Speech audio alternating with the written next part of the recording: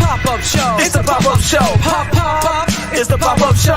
Pop, pop, pop, show. It's the pop-up show. Something's happening, something going on. TTNL back live to get it on. $7 a month, don't need a coupon. We worldwide, the flags waving strong. Surprising your patient with breaking news. Bring a whole lot of truth, no pay-per-views. Could be called Shayne or DDP. Just another branch on this family tree. The tape never lies like a boy JC. No narratives allow how we rock the beat. Breaking news on time, now we ain't no bullets. Jealous networks make us out to be villains. Unbreakable truths like a man Bruce Willis. We stand tall in the city like the Willis. Tower, over the competition we devour. Brands every time like the slide on Ben's hour. Others fall asleep when the apple is bit. We taking out the frauds who here to Great Britain. You can't run that eye for the who are you shin. Patrons of the truth, this network spin.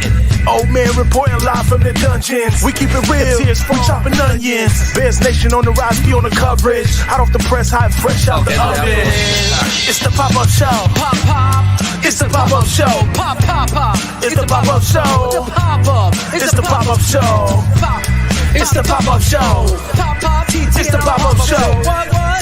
It's the pop-up show. Pop, pop, pop. It's the pop-up show. TTNL. Fuck out of here, Ted Phillips.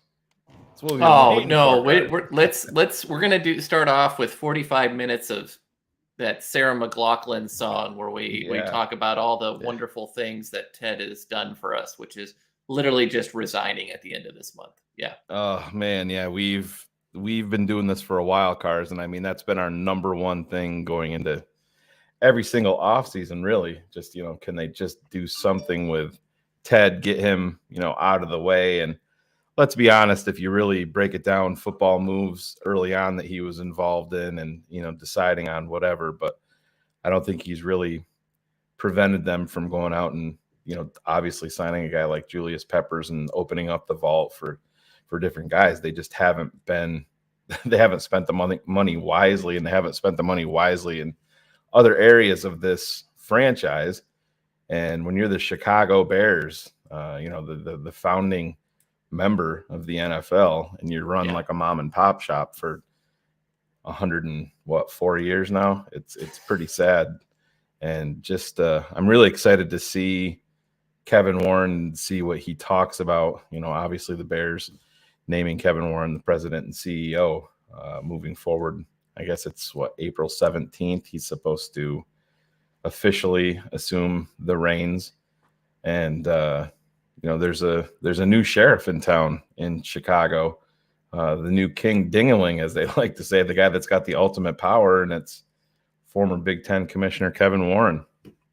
Yeah, I think I'd be remiss if I, while you were talking, I think I updated the spreadsheet finally, and we are wrapping up the Ted Phillips era with 180 wins, 206 losses, six playoff visits with 3 wins since 1999, and 2 of those wins came in 2006. So it gets even worse if you look past the last decade. So there's a reason that we are by far celebrating this more than anything. It does feel like with these changes that finally maybe they're going to put winning at a forefront here. So imagine that. Imagine somebody finally got to them and said, yeah, you make money. But you make a lot more money when you win. So really, really excited right now that we're finally here in this point, and it's moving on to someone who seems qualified. Your guy here, Gregory Braggs, has a question for you. Do you hope that Kevin Warren calls out his defense for their poor play all year before he talks about the positives? I think he's taking a shot at his boy DDP there. But yeah, I don't care. No, look, I'm more of a positives guy. It feels like, the whole idea of you just shit on everybody in front of everybody at all points in time, to me, has never been a leadership thing. You praise in public, you coach in private. That's always been kind of the way that I view things. So I'm sure he will talk 110% about the stadium, the structure, and everything else. What will happen? I think Drew, if I could just real quick, Drew, I think the more interesting thing there is he's got relationships with multiple different teams. So, one of the biggest worrisome parts of Ian Cunningham perhaps leaving is he's got so many more connections than Ryan Poles. So Warren will have more of a thing of being able to maybe build relationships through things on trades and with additional teams.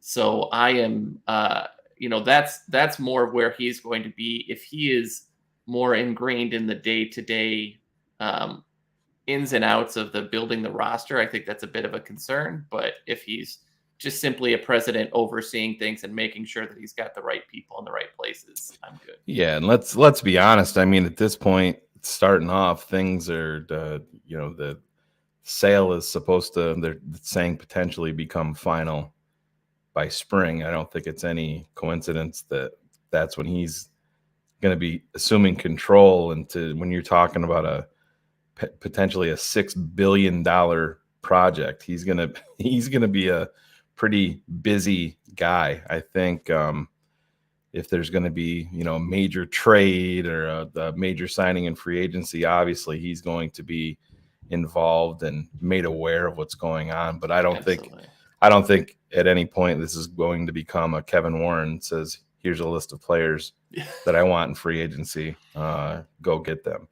The way that the structure is now with Ryan Poles, he was reporting directly to the owner, George McCaskey, and now he's going to be reporting directly to Kevin Warren, and then Kevin Warren will be the one reporting to George McCaskey upstairs. But let's bring out our guy. We have a third member here, and I know Mr.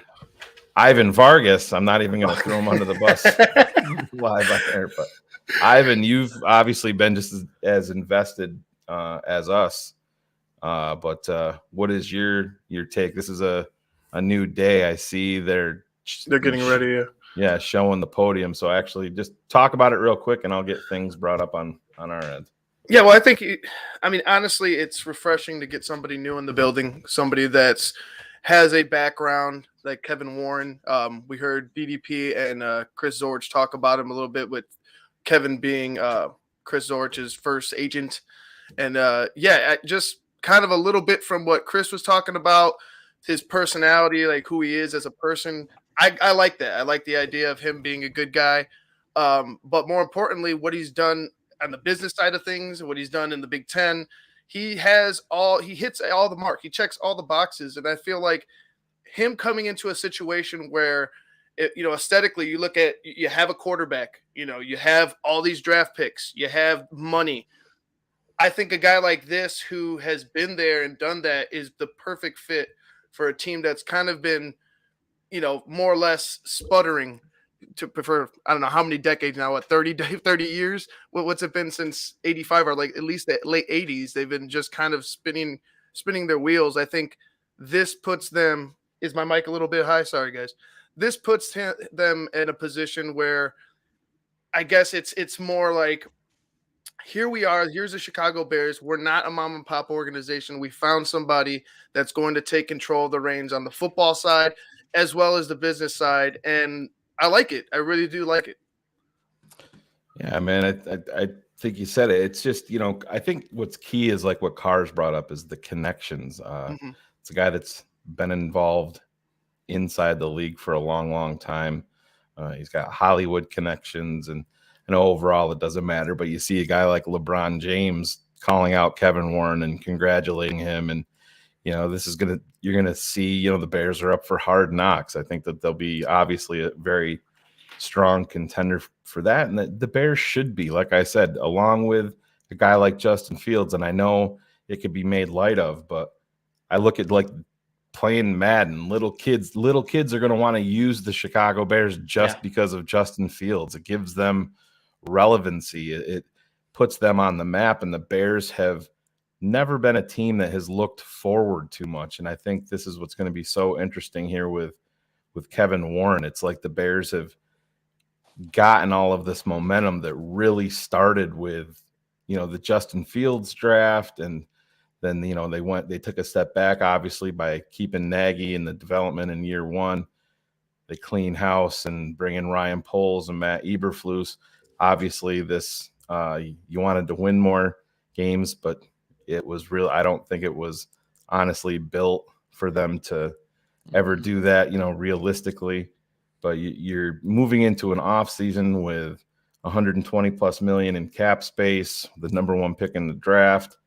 I think all of us, to a man here, I'll believe that we have our quarterback one in place already, and it's this momentum. Now you're naming a new president and CEO, Kevin Warren. You're going to be breaking ground here at some point in Arlington Heights on the new stadium and the new entertainment complex. And this is what I said this is all uncharted territory as a Bears fan. We've been Bears fans our whole lives, and finally it seems like they're getting everything on the same page. It's not, they switched coaches, but the GM was a holdover, but the team president is still here that has never won. So it's this entire offseason is really unprecedented for Chicago Bears fans worldwide.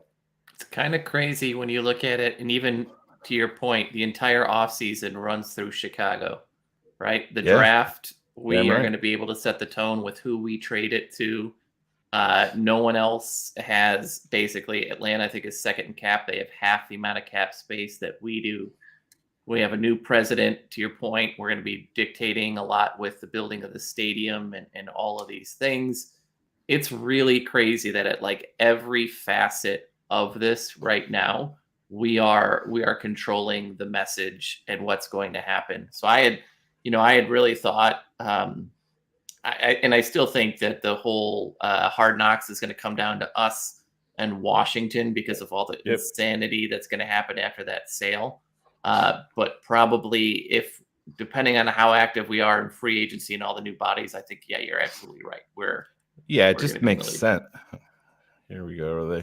I don't have any audio on my end, so I don't know if they've technically. See if you got it on your end, but it's not playing on my end.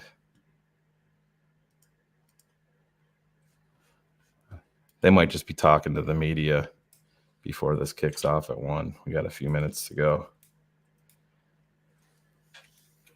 You got anything on your end yet, Ivan, in terms of? I'm pulling up the website right now. Okay. But yeah, we got a couple of questions here, but has a team ever had this much of a multifaceted and flexible offseason financially and managerially? I mean, I'm sure Jacksonville, right? That was going to be the one. Yeah. So they had the QB in place. They had the money, and the money they spent the money. I mean, everybody. We talked about the Christian Kirk contract and how much we hated it, but boy, they would have been in trouble without him. I got no audio as well. I got the same thing as you. It's just him mouthing. So this is a kickoff to the new regime. They didn't turn the mics on yet. So bring back Ted. Bring back Ted. I can't wait for him to show his face. Yeah. They didn't tell us some things would stay the same. Yeah. I mean, hopefully. They're going to be like, Ted's not even here, just like the last presser, and then all of a sudden he's going to jump in on a Zoom call real quick. Yeah, I'm back. Oh, let's see. But yeah, everything is live on my end, audio. So hopefully we're about a minute out here from 1 o'clock. Well, I just want to mention like the relationships that Kevin has like already established, like with the Bears, being an agent before for former Bears, being around the Big Ten, like being in the Midwest, in general, like you make a lot of these relationships, you start meeting a lot of these people. Yeah. Being an agent, he understands the business side of things. He understands the players. I feel like, bringing him on, I think there's a question up here. Is Ryan Poles on the hot seat? No, I don't think will he have a short leash? I don't think he'll have a short leash at all. I think that he'll allow Ryan to do his job while, giving his opinion because he is the president and CEO. But I don't think he's going to nitpick or micromanage him at all. I think he's going to allow him to, give his opinion where he thinks is needed, but allow Ryan to do his job. Here's George. Hopefully we get some audio here. Last summer, we embarked on an exhaustive process to find Ted Phillips' successor as our next president and CEO. It required a focused team effort, and I have a number of... Would have been an upgrade no matter what you did, George. Let's be honest. First, our search firm, Nolan Partners, Chad Biagini, Mark Mayleben, and Sinclair Wanzer. They did an outstanding job bringing to us candidates who otherwise would not have been on our radar, vetting candidates we brought to them, and providing their assessment of each candidate's strengths and weaknesses. The search team, Tanisha Wade, our Senior Vice President of Diversity, Equity, and Inclusion, was also part of the process that resulted in Ryan Poles and Matt Eberflus coming to the Bears. Once again, she demonstrated her value in the interviews and in the post-interview assessments. Liz Geist, our Vice President of Human Resources, brought a fresh perspective and instincts which were invaluable to our process. Thank you to Ted Phillips, who throughout the search repeatedly demonstrated the qualities that led Ed and Virginia McCaskey to put their faith in him 24 years ago. Our family is indebted to Ted for all he has done for us and for the Bears. He was the first non-family member to hold the title of president and CEO of the Bears, but he is as close to family as one can get. And even though he's leaving us soon, he will always be part of the Bears family. Thank you to the other members of the Bears Board of Directors, particularly Pat Ryan and Andy McKenna, for their support throughout this process. Their business savvy and critical analysis of the candidates helped lead us to the best possible result. And thank you to all the candidates who devoted their time and energy to the process. We're grateful to them for their interest. Our search was truly international in scope across a wide spectrum of talent and experience. Does that mean they interviewed It was Pitbull? gratifying to hear Mr. many International? candidates say that they were happy in their current So role worldwide. and weren't really interested in making a change. But when they heard it was the Bears, they were interested. Papa Bear is smiling today. He knows there is plenty of work to do on the field, but I'm confident he would be pleased with the handing of the baton from one accomplished executive to another to continue the stewardship of his beloved Bears. Kevin possesses the qualities that we were looking for in our next president and CEO: leadership, vision, intelligence, decisiveness, humility, a team player, an effective communicator, someone who understands what the Bears are all about and who can re-energize our staff to get us where we want to go. And it didn't hurt that Kevin holds an advanced degree from Arizona State University. Kevin's George. experience as a player agent, as a lawyer in private practice, as an executive with 3 NFL clubs, and as Big Ten commissioner has prepared him for this moment, and we have complete confidence in him to lead this franchise back to greatness. It's clear to me that given Kevin's experience with NFL clubs and his interaction with their football operations, we should return to having the general manager report to the president and CEO.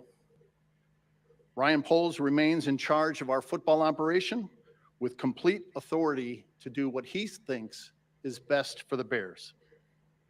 Ryan and Kevin talked during our interview process, and we are confident that they and Matt will work together to give Bears fans the winner they deserve.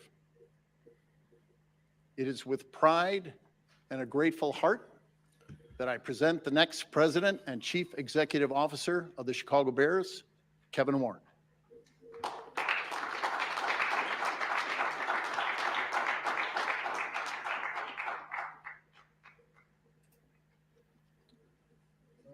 George, thank you for those kind words. I really appreciate it. And first and foremost, to God be the glory to stand before you here today. This journey really started a little over 30 years ago. And I think the gentleman who helped me start this journey is here, and Chris Zorich. He asked me to represent him as his agent in 1992. Chris better be And having that the good thing TTNL about swag on. That day and that time, I had just started my sports agency. Chris was my first client, and for the first year was my only client, which afforded me the opportunity to really learn and understand truly what the Chicago Bears stands for and what it means.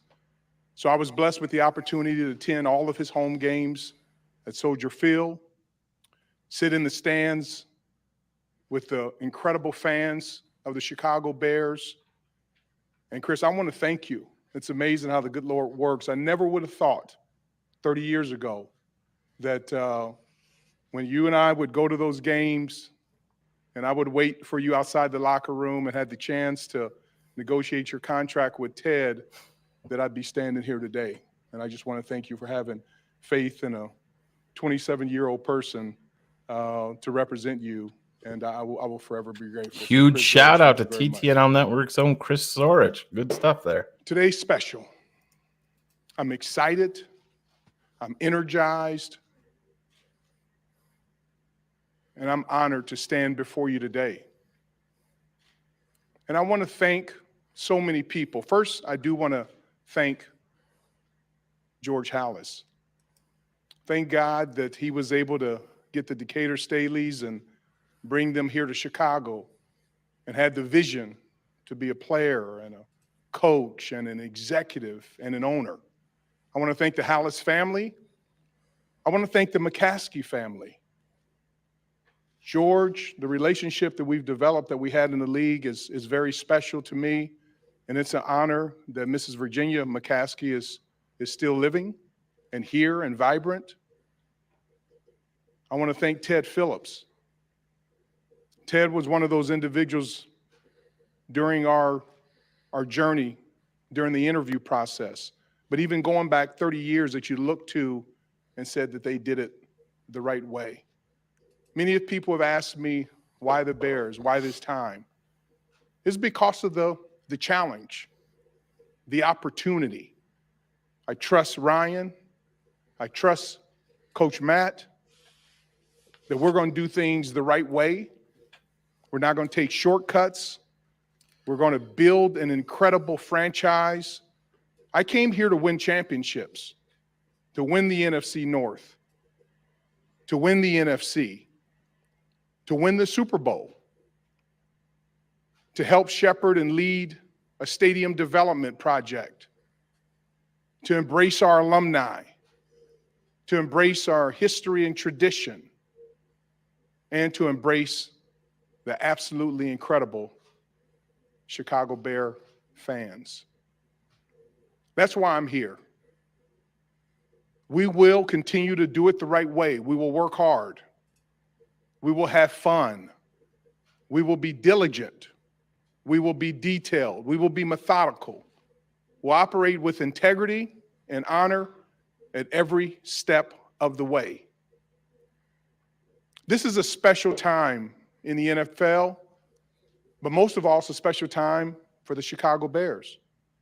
Everything's ahead of us. Greatness is ahead of us. All we need to do now is go and grasp it. Put in the time, energy, and effort. This is the best NFL football city in the country. We have the best ownership, phenomenal leadership, good, young, talented players, the best fans, phenomenal alumni, 30 people in the Pro Football Hall of Fame. It's all here. And I am so excited. I'm honored. I'm humbled to be able to come to work here each and every day. It's amazing when you look at your life, how you sometimes ask yourself when you're going through something, what is that for? What is that about? Why did that happen? Why did I learn that? Why did that go this way? But it's days like today that you recognize that it all comes together and that everything in all of our lives happened for a reason. And I'm honored to stand before you today. There are a couple other people that I truly want to thank who've been there, especially my wife, Greta, who's here. To have a partner for over 30 years who always shoots it straight with you. And as she said, from day one, this feels right. This feels like home. I trust the McCaskies. I trust this franchise. I love Chicago. So Greta, thank you for being a partner. Thank you for always being there with some of my wild thoughts. I really, really appreciate you being there from a support system. And then to have my son, Powers, and my daughter, Perry, and May, who's been my administrative assistant for 32 years. It's good to see May and Chris back together. And then Saul and Emily and Saman and Q, just to be here. I'm a relationship person. It's about relationships. It's about family. Bet you Zorich ate for free at Hallis Hall I'm today. looking forward to building a incredible culture here with the Chicago Bears, to meet with every employee one-on-one, to ask them some simple questions. If you were a member of the McCaskey family, what would you do to bring a championship? What can we do to help you on a daily basis?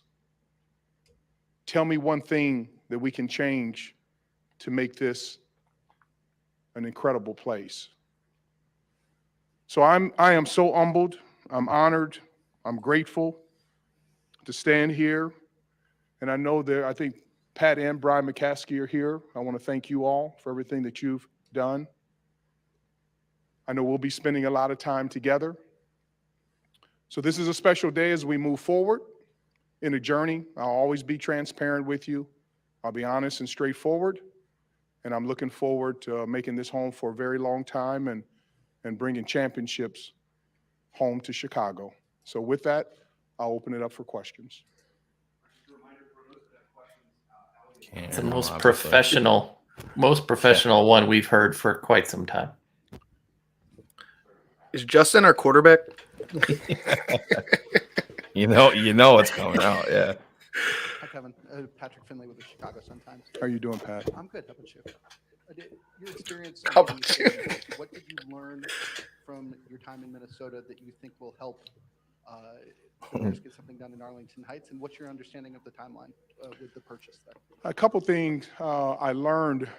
I remember when we finished the stadium, I have all these boxes of binders, and many people said, you can get rid of those. You'll never use those again. I'm glad I saved them. But I think the biggest thing I learned was the fact that you need to plan before you start digging. And I think what made and makes US Bank Stadium so special, we spent almost a year in planning. And planning is critical, and that's what I appreciate about the McCaskies is they support the planning process. And so I think that will be really critical from that standpoint. I know we're focused on Arlington Park and that stadium development project. I look forward to leaning in to the stadium development project, but I think the biggest thing we can do is to make sure that we're methodical, we're detailed, and we take the time to plan it properly. Andy Seligman, AP. Kevin, just a couple quick questions. When exactly is your start date? And when it comes to April the Arlington 17th, I Park think they site, said. just how much have you been able to dig into the details in terms of where things are right now and what needs to be done? Yeah, thank you for that question. I feel like I already started. The day I accepted the job, I started. We've talked about formally starting in April, but I can tell you that in my mind, I've started. And over these next couple months, I will be spending a lot of time with Ted from a transition standpoint. There's a lot to get up to speed on. I'm starting. Uh-oh.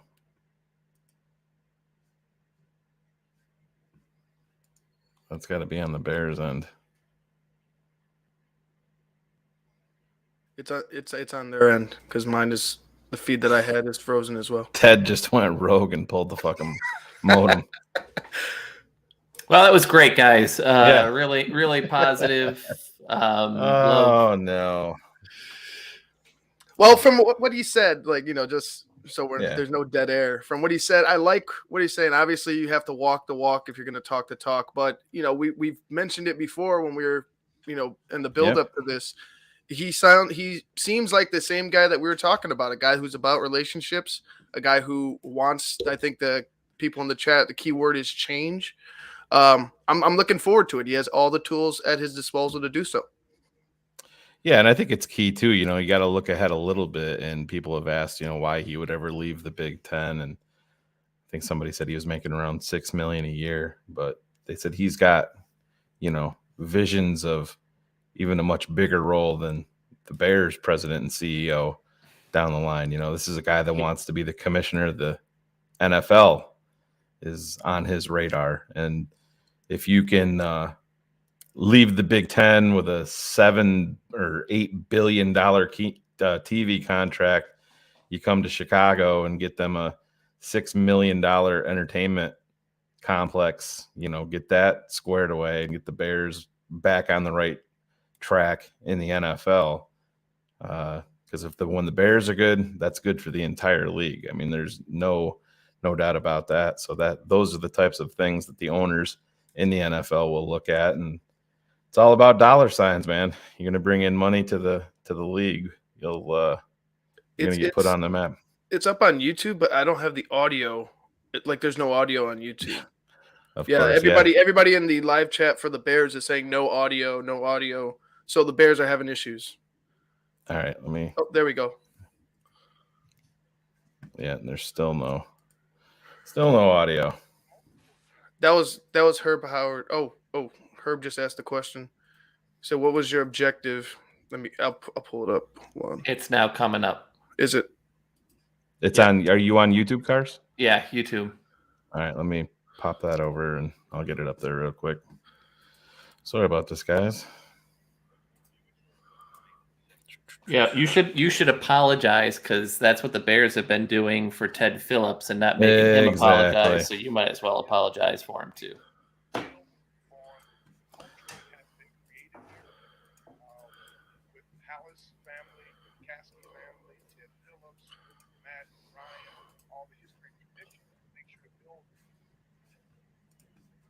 Playoffs, it's wide open. I mean, especially in the NFC, anyone can win. And so I'm a big believer. Jesus Christ. They are not having good luck with their internet.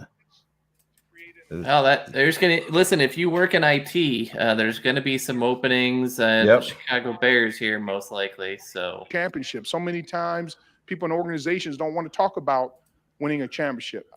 Is it on? Talk about it, but not only talk about it, but then put in the work to be able to do what we need to do to win a championship. All you have to do is look at the playoffs. It's wide open. I mean, especially in the NFC, anyone can win. Oh boy.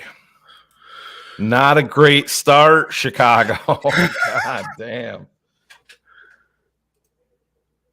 Organizationally, to bring a heightened degree of energy, a focus, to create an environment where people know that they can be themselves from a family standpoint, but thrive. Make it okay to talk about winning a championship. So many times people in organizations don't want to talk about winning a championship. I want to talk about it, but not only talk about it, but then put in the work to be able to do what we need to do to win a championship. All you have to do is look at the playoffs. It's wide open. I mean, especially in the NFC, anyone can win. Yeah, it's not a thing today. Yeah. Because that's the repeating segment over and over and over again. Mm-hmm. Yeah. Well, great talk. All my Yeah. great feelings are now destroyed. So We might have screw to this. have DDP do a full comprehensive all 22 breakdown of this audio issue on the presser today. There is no storm going on right now. Yeah, so I have. Oh boy, I can imagine what Twitter looks like. Yeah, let's see if we could reload Basically, that. the only thing it seems that we've missed is the biggest one is I know we're focused on Arlington Park, right? So Yeah, and Lori Lightfoot's probably enjoying her lunch right now, I'm sure. Yeah, the feed on the website, like it just has the live logo it's on spinning. there. Yeah. Yeah, I've been tracking it on my end too. Yeah, that part of it's too bad. Looks like maybe did they take it right down on YouTube? Or am I? Yeah, it's not even showing up for me on YouTube now at all. Looks like they took it right down. not 100% shocked. Yeah, not a great way to introduce the leader of your franchise to this fan base that's craving. My phone's blowing up. I got texts from Phil, texts from a bunch of Bears fans just saying just the limited amount that we got to hear Kevin Warren, just the different, he's not staring straight down at a piece of paper reading like Ted always did. And, the limited sample size that we did get to hear. Confident. There's a lot of meat on those bones that we can pull from. And I think that's important. But again, guys, this is the thing. We've lived this life, and I don't want to rain on the parade, and I don't want to turn this all to negative. I am so beyond the sunshine and rainbows, and change is going to make everything all better, because we've experienced change time and time and again. And even I put this on, with Ryan Poles. You had your year. You stripped it down. Now the neon sign, radar sign is on your forehead, as it should be. Same with Kevin Warren. It's football operations standpoint. Courtney, that's a great question. One of the things I've learned is when you build a championship culture, the questions and the ideal and the thought process of who has the final say and all that really becomes irrelevant, because at the end of the day, collaboration, whatever room we're in, we have the common goal, and the common goal is to bring championships here. And so I think my goal, I know every day, whether it's football, whether it's business, whether it's stadium, whether it's league matters, whether it's dealing with ownership, is to make sure that we're prepared, we're organized, we're detailed, we're methodical, and I'm there as a resource. And as I say, honestly, I always look up, because I'm a very boring person. This is all that I don't have any hobbies. My wife's been telling me for years, you need to get hobbies. She finally stopped telling me that a couple of years ago. She recognizes it's my family and it's my work. And this is not even work to me anymore. This is a unique situation. And so because of that, shit matters. I'm right able there. to come that with statement no ego right there matters. to be able to say, He doesn't who do care I know, about his secretaries. Who do I know about someone? What can I bring to help the football operations to bring us a championship? Coach Dick Vermeil said something to me during our quest in St. Louis for a Super Bowl. Our first year, we were 5-11. Second year, we were 4-12. Last year, 16-3, our Super Bowl year. Two things he said. He said a lot of things, but really resonate with me.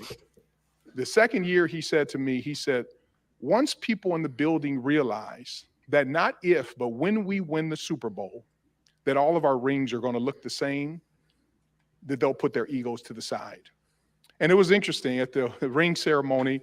It was right. My Super Bowl ring looked just like Kurt Warner's. It looks like just like Marshall Faulk's, Orlando Pace, and Torrey Holden, Isaac Bruce. They look the same. And so that's one thing. The other thing that he said is you got to recognize that when you build a house, you build the basement first. So although you drive by a house and you don't see any progress upon land, that doesn't mean the building is not going on. And so I think with that and that common goal that Matt and Ryan and George and everyone in this organization will have, it will be a very healthy environment. We won't agree on everything, but we'll work together because we have a common goal of making sure that we bring championships to this franchise. Hey, Kevin. John Greenberg from The Athletic. How you doing? Hey, John. How you doing? Pretty good. You've talked about how you want to talk to staffers about what they, what you guys can do to make the team better. What kind of suggestions or what kind of ideas did you give to George and Ted and the group about this organization? Because you're talking about making the playoffs an annual thing. That hasn't happened. Look forward. In a No long more time. small-minded So thinking. what were some of the kind of things you might? That's number one. I mean, one of the things I always start off with, my family and dear friends will tell you this.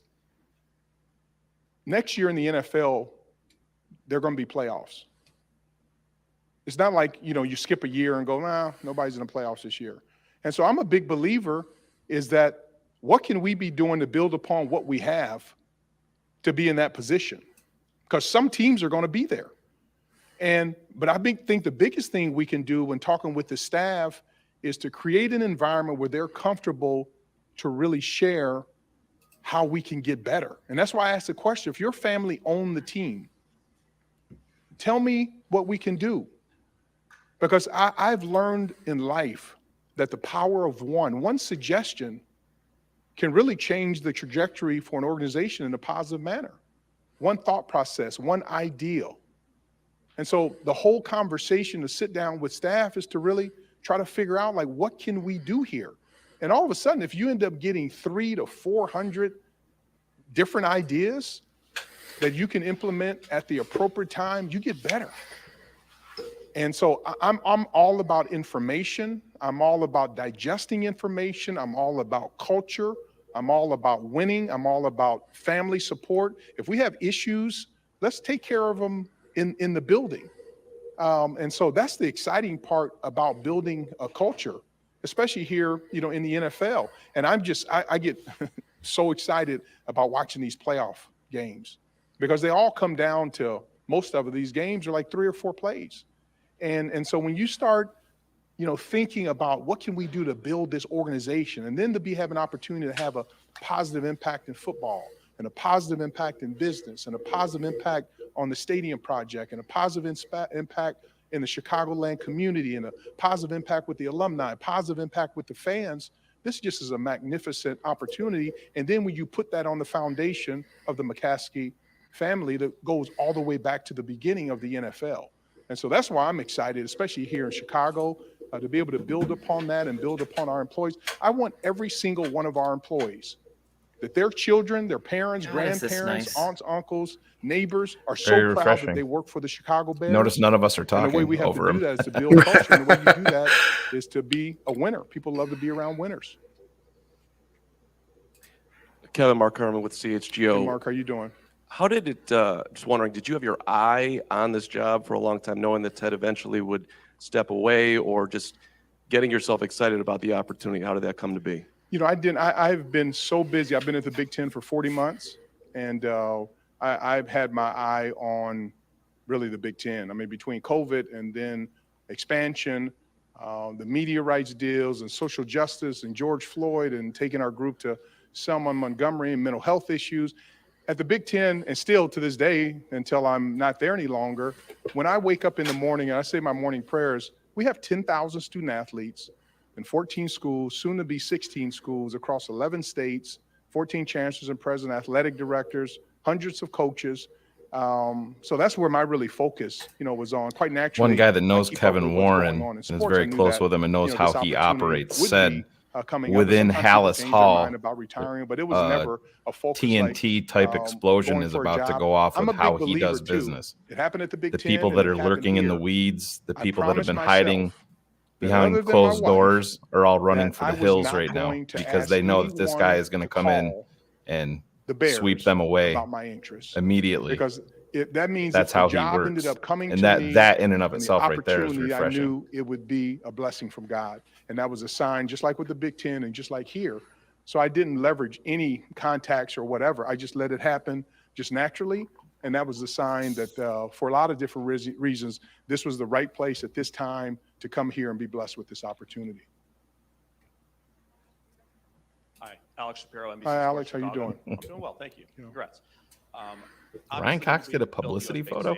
He did. Handsome dude. The Bears stadium project's a little bit different. Oh, Ryan, I'm so sorry. Shayne's clipping that and is going to do Already awful done. things with it. Already done. Yeah, because I'm so sorry, Ryan. Stadium nerd, I would say. Even when I heard about the Arlington Park opportunity, I drove out there one day on my own just to kind of look around.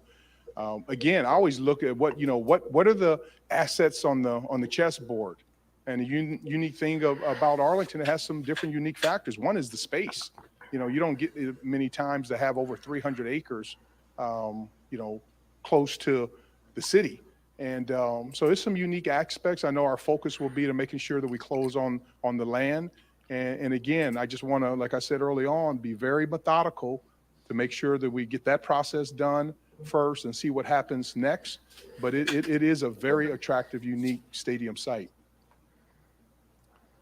Matt Zahn from CBS Chicago. Congrats. Hi, Matt. How you doing? You've talked a lot about why the Bears, but why leave the Big Ten after only 3 years on the job? I know there's some challenges there, but obviously that had to be, I'm guessing, a difficult decision after, as I'm saying, just 3 years there.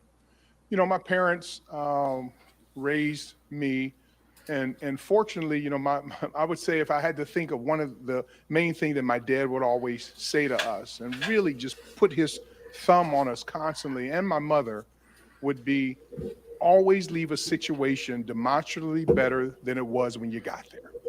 So that was always on my mind. My dad always talked about that. And he would say, when I would call him about different opportunities in job, he would say, from the day you walked in the door till now, is it better? I said, yes. He said, is it demonstratively better? Yes. He goes, okay, well, then you can go on to the next job. And I just felt in 40 months there, for us to be able to come in and handle the pandemic in a manner that I thought kept our student athletes healthy and safe, for us to be a leader in social justice initiatives, for us to be a leader in the mental health space, for us to be able to set records from a television network creativity standpoint, and to be able to expand with USC and UCLA. I would say I left the Big Ten in a demonstrably better position. And so I'm a big believer.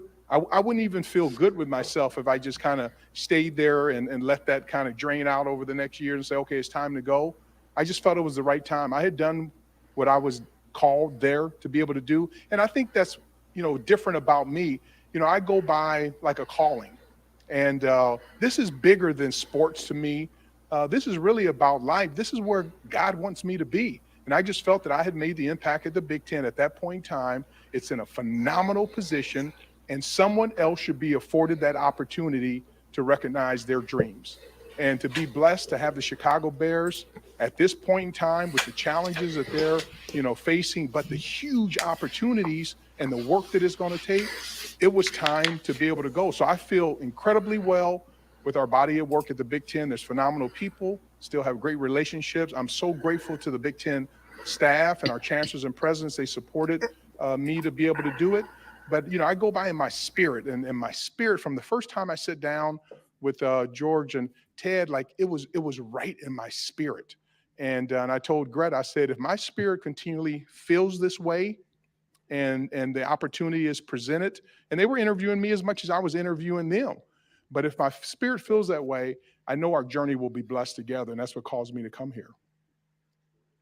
David Hoff from 670 The Score. Hi, David. So you talked about the passionate fan base. Yep. And a lot of those fans care about the hierarchy, but they care most about the results on Sundays. So how would you explain to them how your brand of leadership, these individual meetings that you're going to have with employees, just the way that you lead here will lead to victories during the season? I think the biggest thing is I think about the fans every day. So when I went to the Bears and Eagles game during the season, like I said, I purchased tickets online. I parked in a parking lot. We walked to the game. I sat in the stands. And the reason why I did that, I wanted to get a sense for what the fans felt. And the thing that jumped off the plate to me was the fact that I saw 80 and 90-year-old fans with 5 and 6-year-old fans. So that tells me you got the history and the tradition, but you have the future there. And they're passionate. I mean, the way the players play, they were making plays, they were hitting to the very end, they're running to the ball. I mean, those are all the things that I just wanted 1985 is over. View in the field. I hadn't Let's have a new vision. When you think about this is silly, but it's been almost 30 years since I started working with Chris that I had gone to a game as a fan. I mean, because you're working, people think, isn't it fun? I'm like, game day is stressful. No, it's not. Don't get us wrong. And I had never been to Soldier Field, this Soldier Field as a fan. The last time I had been in Soldier Field was with Chris's agent to be able to sit there. every time we come here, we come on, we land, we come on the bus, we go in the tunnel, we go in the locker room, we go upstairs or on the field. You don't get a chance to feel it. And that's one of the things I was really impressed with, the energy that Coach and Ryan had brought to the table. Those players were playing. People were excited. And I even remember the play that when Justin broke loose and ran up the sidelines, it was called back. But the energy that was there, and to hear bear down being played and all of those kind of things. So I think Chicago, I've said it before, these are the best fans in the NFL. They deserve championships. We're going to bring championships. We're going to do everything that we possibly can to deliver that and work hard. But I love the passion and the energy. And even on the weekends, because we live downtown, after church, and we'll go have breakfast sometimes just to see, people in their jerseys and all that. I just said, there's so much history and tradition. And so there's an opportunity from an innovation standpoint, but the fans deserve to have a phenomenal game day opportunity and a great football team on the field. Kevin, Matt Fortune. Hey, Matt, good to see you. You as well. To piggyback off earlier question a little bit, what do you think you learned from that 3-year Big Ten experience? The guy speaking right now called this a home run hire if the Bears were able to pull it off about a month ago when the news first broke. Kevin Fortuna from The Athletic. We're unaware of living in Minneapolis. I mean, I learned a lot about, at the Big Ten. I just tell you, any of these opportunities or jobs, you better be tough and you better be able to operate with dirt in your mouth. This is, it's one thing to be able to put on a suit and come to a podium like this, but most of the time in life is that it's about just grinding out, and it's the day-to-day grind that you need to be prepared for. And also learn to just kind of do things the right way. And so again, just like with COVID, we hung in there at the Big Ten, and just to be innovative and creative. And so many times, I'm a big believer, I was like this as a child.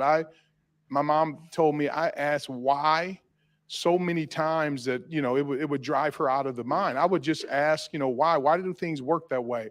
Why do we do that? Why is this, just anything. And so in the Big Ten, I asked the question from a media rights standpoint, like, why can't we have 3 different network partners? Why can't we own, Saturday? Why can't we do direct to consumer in a certain way? And, most of the times people say, well, that hadn't been done before. But to me, that's like, okay, that's a huge opportunity. So I think that's the thing. Why can't we stream Bears training camp from Hallis Hall for the fans that are there? The difference between I'm serious, that shit, Matt.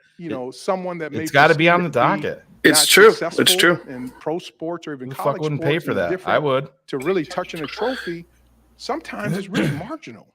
And it is those things around the edges that you need to really, deal with. Because there's certain things just you can't change. I mean, the NFL puts a schedule out. You can't go and negotiate and say, well, we don't want those games. We want to do these games, or we like to play 4 games at home. No, there's certain things that are what they are.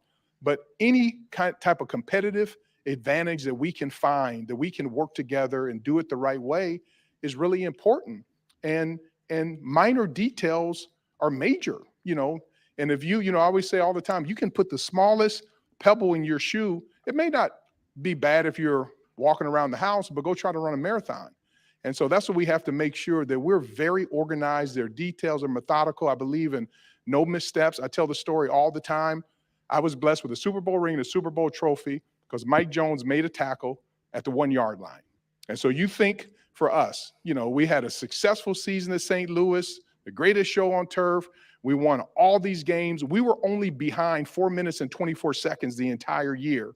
And it came down to 1 tackle at the 1-yard line with 5 Hall of Famers and a Hall of Fame coach. So that tells me you got to have your stuff together. We cannot not be on the same page. And if we got issues, we need to say them and get them out on the table to move forward. But I'm confident with our ownership group, with Ryan's leadership, Matt's leadership, our players, our staff, all the history and tradition, and our fans. If we come together as the Chicago Bear franchise and organization with the history of George Halas, we're going to build something special here.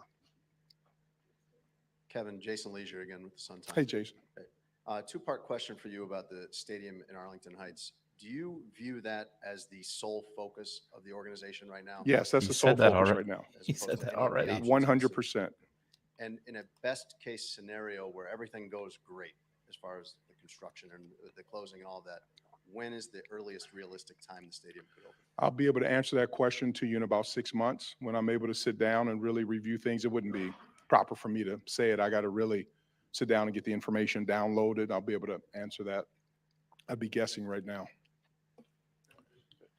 Hey, Kevin. Kevin Fishbane from The Athletic. I love your name. It's a great name. Yeah, great name. Welcome. You mentioned game days are stressful. I'm curious, what are game days, especially when you're in Minnesota, what they're like in terms of all the things you're doing and trying to balance watching the football game on the field? Yeah, so game days in Minnesota, we have the routine. My kids will laugh because they know what it is. I'm an early riser by nature, so I get up early. We get an early workout in the morning. We typically go to 7:30 church. I come back home, change my clothes, put on my game day uniform, my suit, and get to the stadium, early. And that's really our routine. And hopefully we win and we can go have some massive dinner somewhere and go home and sit on the couch and wake up about 30 minutes later, twist it all around on the couch and watch a little Sunday night football, and then go to bed. So that's a home game. Now on the way, depends on what Phillips time is you doing play, that? where you're playing. I don't. And when you get home, but I'm all in on game days. The other thing, for me, I'm a big believer. That's an opportunity because of building relationships with your partners.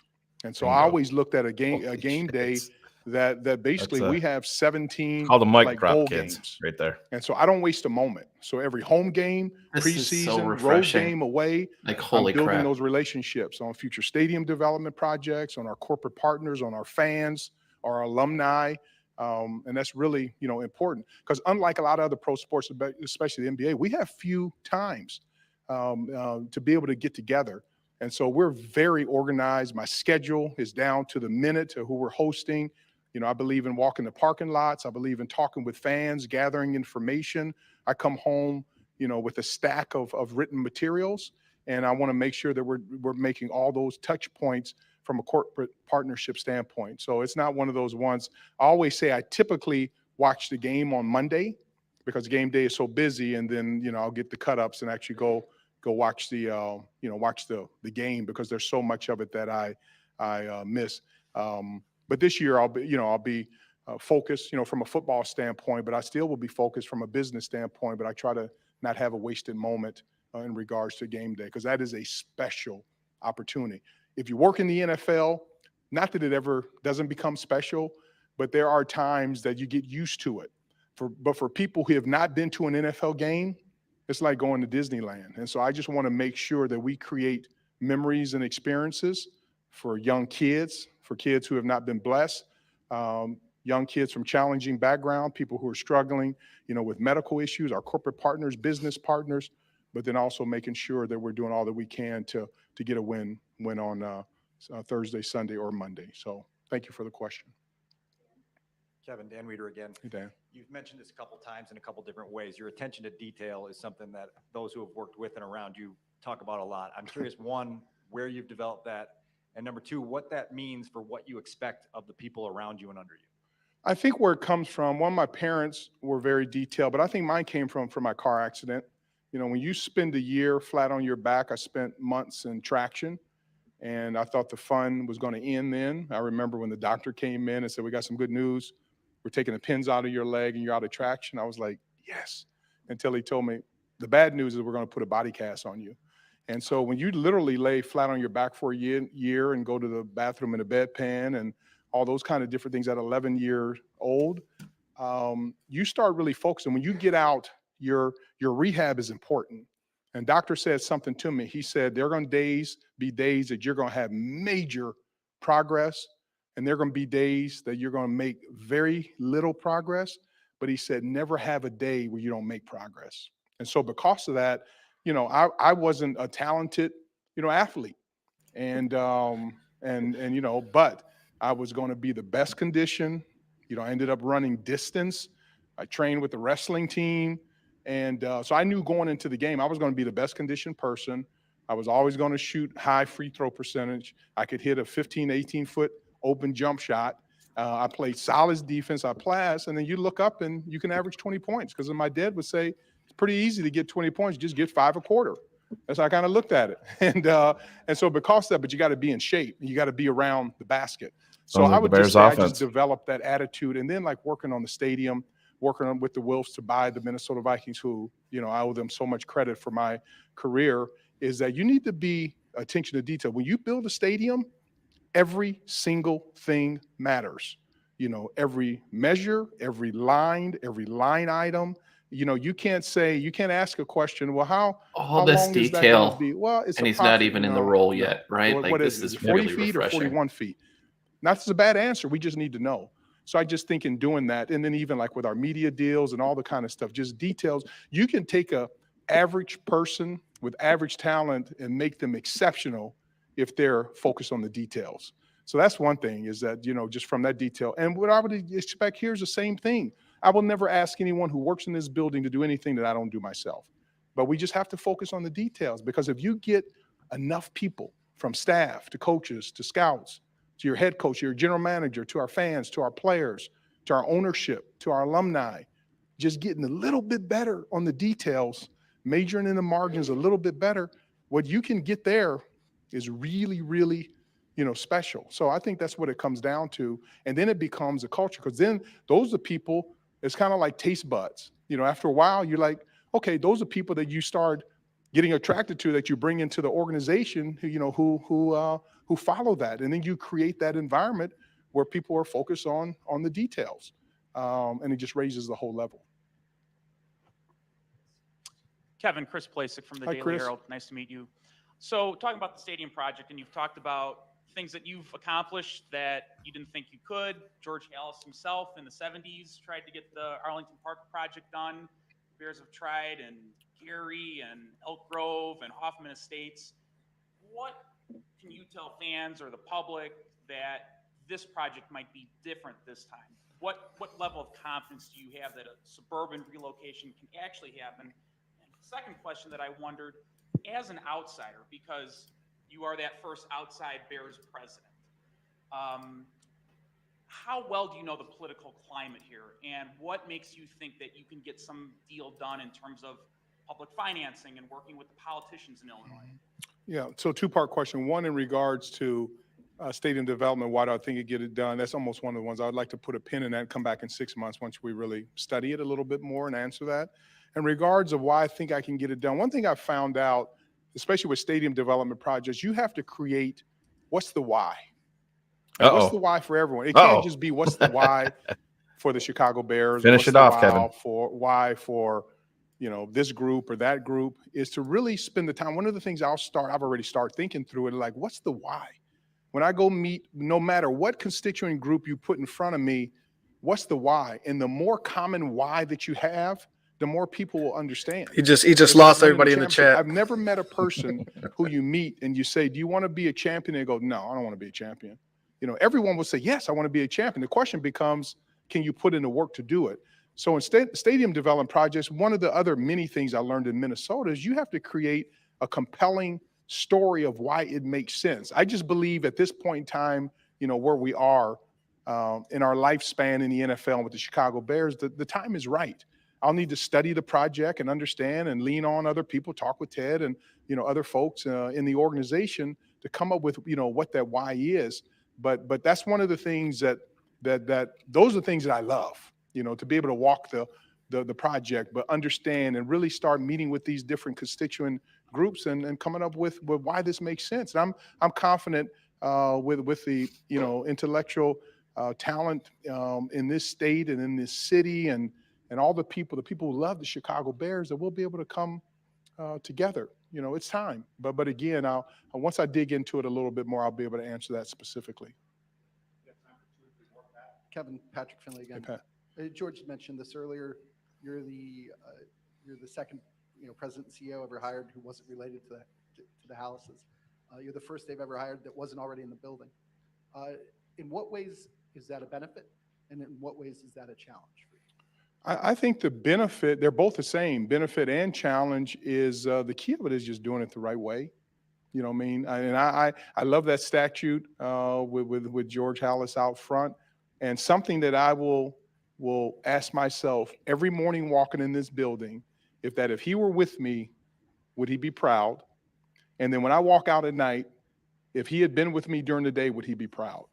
And if I can make sure that 365 days a year, that the answer is yes and yes, we'll be okay. Whether I'm in the family or not out of, not in the family, because at the end of the day, you find out when you have common goals and wired the same way. I think after time, he would say that, you know what, you are part of the family, and because we have the same kind of family values. So I'm confident that I'll do what it takes to make him proud, to make the McCaskey family proud. I think about every day, I want to make Mrs. Virginia McCaskey proud, and all of our fans and our alumni and our players and staff. They don't work for me, I work for them. Don't overlook him repeatedly bringing up the I'm at the bottom alumni, of the because food that's been a chain, and major I look at issue every single day. with the Today is Bears my for a long time. It's first gotten day a of little my bit better internship at the recently, Chicago but Bears football club, and I will do that every Yeah, single Flus day made it that I'm a here. bit I better. never take myself That's going to seriously, carry a on. position or title. If you have to tell somebody your position or title, something's wrong.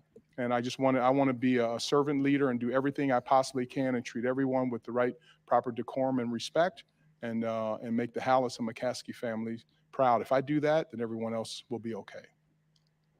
Kevin, under your leadership in Minnesota, Servant leader is such a perfect phrase for what every good boss I've ever had has been. Model here, and as it pertains to diversity and inclusion, nobody had a dedicated department to that before you started it in 2019. How important is having that here, knowing that it already exists, but expanding it and shifting the culture in the direction you want it to go? Yeah, Minnesota was a little bit interesting because when I went in there and was promoted as chief operating officer, we needed a lot of upgrades as far as the number of people, because we were getting ready to build our own stadium project and a practice facility, so we needed that. We have talented people in this building, and I never come into any job. Same way at the Big Ten. I mean, I know Matt, you've talked to people there. I'm a big believer in doing what you can to win with the people that you have, and at least affording them the opportunity to develop relationships with you. So I'm coming in this with fresh eyes. You've been put on notice. To develop that. That's what he just said right there. DE&I is critical. It's time to go to work. And the leadership of Tanisha, I think I see her, what she has done. It said a lot to me about what George and his family stand for having her role here, and the role that she played in hiring Ryan and Matt and me says a lot. It's a priority, to me. And I know it's critically important, like we've done at the Big Ten. I remember people looked at me a little, cross-eyed when I said that we're going to take a group of individuals to Selma and Montgomery. And you ask any one of our student athletes, I still get text messages from them today, still thanking me about that. Because I don't care what class you took on civil rights, but when you walk across that Edmund Pettus Bridge and you get on that bus from Montgomery to Selma, I got up on the bus and I asked people, what are you willing to walk 54 miles for? They walk 54 miles just to have an opportunity to vote. And there were white people, black people, all kind of from different backgrounds, Jewish people, Christians, Muslim. It was all kind of people. And what that says to me, you got to be dedicated. And they didn't walk, it was not a nature walk. They walk with dress shoes and high heels, slept on the road and all those different things. So I ask myself every day, what am I willing to walk 54 miles for? I tell you one thing I'm willing to walk 54 miles for is the Chicago Bears. And when you get a group of people together who are willing to do that is important. And that's what we can learn from diversity, equity, inclusion. I'm a big believer now is diversity, equity, inclusion, and belonging, of creating an environment that have diverse thoughts, that people can come together, that we can share their thoughts, that we can get better. And so I will always be a proponent of that in my life and personally here at work. And so, Tanisha, thank you for your leadership in that area. And thank you, George, for supporting. This is not an initiative. It becomes a way of life. Thank you, Courtney. Kevin, to your right. On that subject, what has it meant to you in your career to be a trailblazer, especially being the first black president of the Bears, being the first black president of or commissioner of a major college conference, especially coming up in sports administration where there was no one in the role that you hold today of color? I mean, I think the biggest thing is that it says that we need to give people opportunities. I didn't grow up, I didn't go to a boarding school, I didn't go to private schools or whatever. I went to public schools and high school, and I just think it's an opportunity to really, grind it out. I mean, that's what it comes down to. But we have to give people an opportunity. We started a program at the Big Ten called the Taliaferro Fellows, named after George Taliaferro, who was the first black player in the Big Ten, drafted. And just to give people an opportunity and to grow and learn. So I'm very cognizant of it. It's not something for everyone because you're constantly on stage all the time. But I look at the opportunity that it has provided not only to people of color, but to non-people of color, just to be able to say it's not the race is not always won to the person whose starting block is closer to the finish line. And it's about how you run the race. And I think for me, what I've hoped that I've been able to impart in my career and life is just do your best. You know, leave a place better than it was when you went there, no matter what you're doing. You know, so if you're a lifeguard, you know, be the best lifeguard. And I'm a big believer, and Greta will probably laugh about this. We lived in a neighborhood, and she shook her head one day, said, "Oh boy," is that they start giving up the Yard of the Month Club. And she looked at me, like, I know what's going to happen here. And, you know, our yard was okay. Once I saw that sign up, I got the mulch. I was bringing out experts and cutting the yard, cross-cutting it. What happened? We won Yard of the Month, you know what I mean, after about 3 months. And I was so proud of that. But that was just a lesson, one, being competitive, and but two, just lean into it. And, That's some good competition and that's just guy how I right approach there. life. Whatever you're doing, you know, be passionate about it. If you're passionate and you have attention to detail and you have a heart of gratitude and you're thankful and you recognize that every day is a gift from God, there's some, you're going to do some special stuff together. So I think that's what I'm focusing on. Hi, Kevin. Michelle Steele from ESPN. Hi, Michelle. How you doing? Good. Thank you so much for the time today. Yeah, good to see you. Justin Fields was front and center with the Big Ten in the COVID season a couple of years ago. Thought we might get I'm this curious about earlier. your relationship with Justin him Fields now question. and just your thoughts on what you've seen from him in the NFL. I'll say this. If I had been in the Big Ten at that time, I would have done the same thing. And what that told me about Justin is he's passionate. And now my whole goal was trying to keep players safe. I appreciated him to be able to take that leadership role. So I was ecstatic. I called him on draft day. I was ecstatic when he got drafted by the Bears because that's what you need from a leadership standpoint. But I have a strong personal relationship, you know, with him. He's talented. He's a leader. I love this passion. I would have been the same way of being able to do it. Interestingly enough, I've only been to one game in Minnesota since I left. In 2019, I was in Minnesota for some meetings, and it was the weekend that the Bears were playing. And so I actually went to the game and went into the locker room to say hello to Justin and a lot of our Big Ten folks, Riley Reif and Trevor Siemian, and just to be able to go to say hello. But I have the greatest amount of respect for him, you know, because I know he's going to do everything he possibly can with the talent that he has. Confirmed Justin's getting traded now so we could draft Bryce Young. Those are the Yep, people that I confirmed. want, because if someone was not upset about playing, then I really would be concerned, because I know if I was in the Big Ten and someone did what I did, yeah, I would have led a revolt to be able to play, because that's how passionate I was, you know, to take advantage of it. So I think that's great. Okay, thank you all. God bless you. We getting George again? I would doubt it. I think he's. Maybe. I think he mentioned. Is he coming up? Should be time for Ted to come out and say his goodbyes. Oh, God, don't ruin the day. Normally, I'd invite Hub Arkush as the elder statesman of the Bears beat to ask the first question. As all of you know, he had a well-documented medical event here at Hallis Hall last year. He's on the road to recovery, and we're looking forward to welcoming him back here on a regular basis. Look forward to seeing him here. Wasn't he there at the last game of the year? Who wants to step into Hub's He's not there as a regular basis. Oh, okay. No questions? Okay. Hey, George. Hi, Adam. Obviously can't step into Hub's shoes, but can you give us an idea of why last year you switched the structure to have, when you hired Ryan to report to you, did Ted Phillips and I like this as a question. to do with that at that time, and then why Smart. you decided to switch it back to how it was before now that Kevin's on board? Thank you, Adam. Ted had told me about his intention to retire, and we just thought with all that he was taking on with the stadium and so forth, and his impending retirement, that it was best to have the general manager report to me.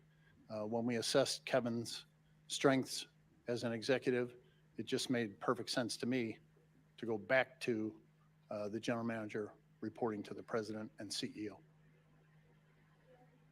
George, two-part question. We haven't really talked to you about the search process before today. Could you illuminate for us a little bit, one, how wide of a net and how many finalists you guys had? And then also just when Kevin got on your radar. Net was very wide. Well, we talked to Nolan Partners. Interviewing guys from throughout the search FIFA process, and everywhere. Kevin was on Nolan Partners list, and he was on our list.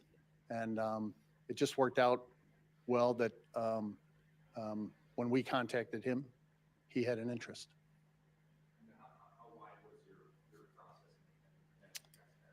We interviewed more than 20 people for the job out of respect for all of those individuals. We're not going to be identifying names or saying how many finalists we had. George, I think last we asked you about the topic.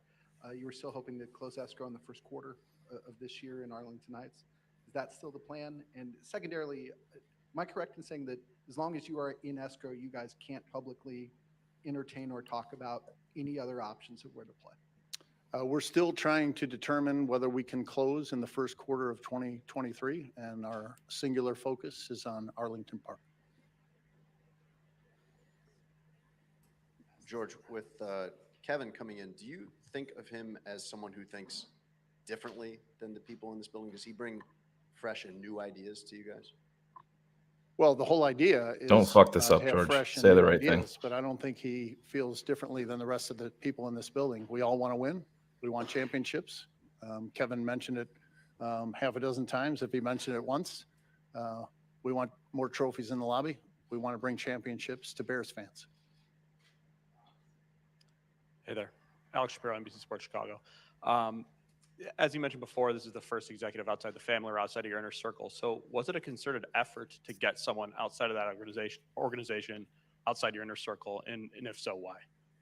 There wasn't a concerted effort to go outside the organization. We wanted the best person possible for the Bears, and we're delighted that Kevin was available and interested. Courtney Cronin, ESPN. George, when you talked earlier, you mentioned how bringing Kevin in and just where this team is at right now, something to re-energize the staff. Have you noticed something just in recent years that like this needed to happen in order to take this organization to the next level because the staff wasn't energized or wasn't in a period where they felt empowered? No, I don't think so, Courtney. There's plenty of energy in the building, but I think anytime there's a change, it's an opportunity to refocus, to re-energize, to look at your strengths and weaknesses and capitalize on the strengths and minimize the weaknesses. George, in what ways do you feel Kevin's experience in the stadium process from what he did in Minnesota, and in what value does that bring with the project you guys are involved in? Because I have no fucking clue what That I'm wasn't doing. something, Dan, that we were specifically. It's funny, but it's also looking the for. truth. I mean, it was an be asset honest. that Kevin brought to the table. It's a different And, skill looking set forward to that his, not a lot of people have experience with. analysis Yeah, of the absolutely. site and the development opportunity in general. George Mark Harmon, CHGO, right here. If you were to underline what excited What's you most about CHGO? Kevin, maybe in the interview process, something that stuck out Never like heard of this it. is the guy, what would you say? Oh, it'd be hard to say just one thing. We talked about the qualities that Ted possesses that we were looking for. I mentioned them in my opening remarks. His energy, his experience, the trust level, what he did as Big Ten commissioner, what he did with 3 other NFL teams, his connection, as he mentioned, to the Bears from 30 years ago with Chris. George Cheryl raced out WBEZ Radio. What does your mother think? What has she said about these changes, especially having a new president? She congratulated me, and I congratulated her. She said that she was relieved, and I told her that I'm relieved. We all feel good about this decision. We're very excited about the future. Matt Fortuna, The Athletic. George, you're here. sorry, Matt. There have just been 6 commissioners in the history of the Big Ten. Were you surprised you're able to engage with and ultimately land a president of Kevin Warren's stature?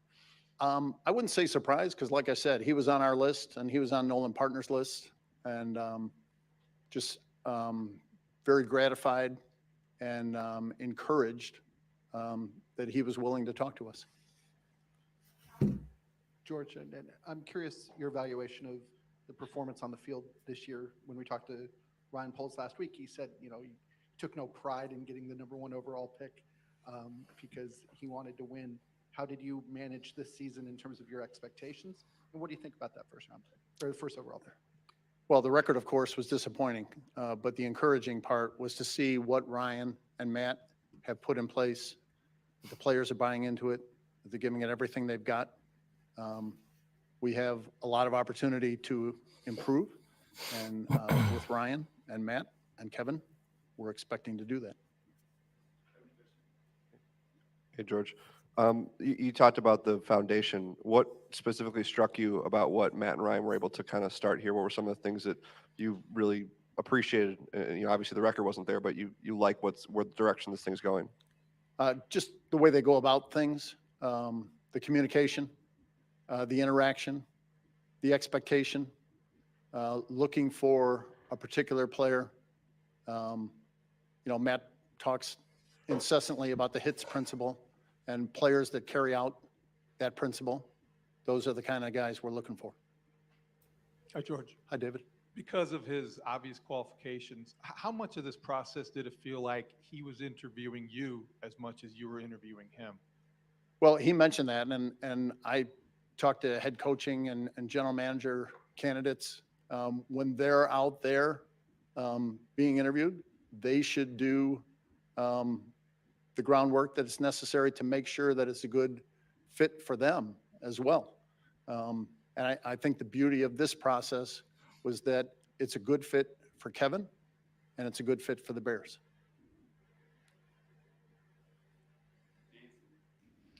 Nancy Armour, USA Today. George, the NFL's diversity challenges have been well documented. In the last 20-ish months, you have drafted a black quarterback, you have hired a black GM, you have hired a black president.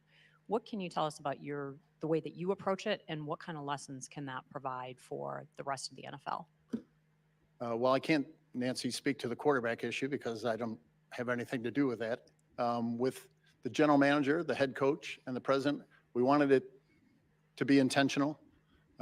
We wanted the process to be open, fair, and competitive. But in all three situations, in the final analysis, we wanted the best possible person for the Bears. And in all three cases, we think that's what happened.